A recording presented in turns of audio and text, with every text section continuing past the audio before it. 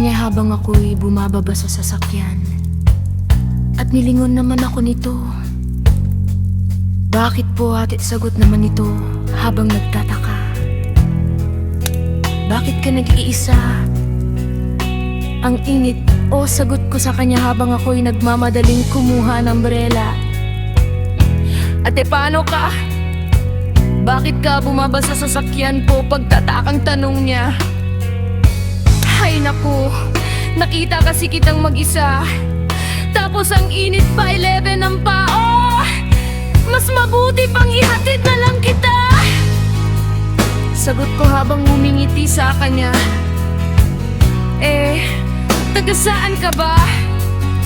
Tanong ko sa kanya. Ate, sa Manang ako. Sagot niya habang ngumiti. Sakto doon din ako uuwi. Anong pangalan mo, bata? Tinanong ko ulit habang hinimas yung buhok niya. Anika po ate, grade 3 pa lang po ako. Tapos 4 years old. Sambit niya ulit. Talaga ang bata mo pa. Talaga. Tapos ang ganda ng pangalan mo Tapos ano yung gusto mo paglaki mo? Direktang tanong ko habang naglalakad kaming dalawa. Maging kagaya mo ate.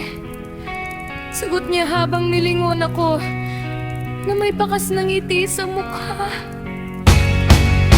At ako sa ngiti sa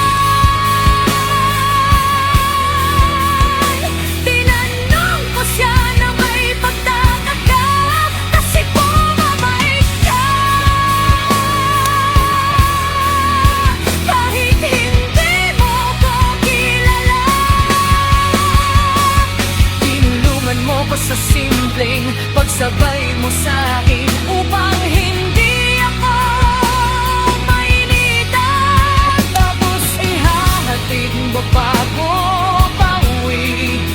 Sana paglaki ko maging kagaya kita. Umiti siya at huminto. Bakit ka huminto? Tinanong ko siya ulit na may pagtataka. Ate, dito na po ako. Di mo na ako kailangan ihatid. Kaya lang naman yung bahay namin. Sinagot niya ako habang tinuturo ang bahay nila. Sige bye, ingat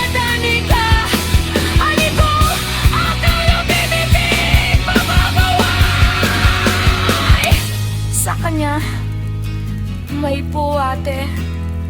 Huling tugon niya habang tumalikod. Simpleng tulong lang ang aking ginawa.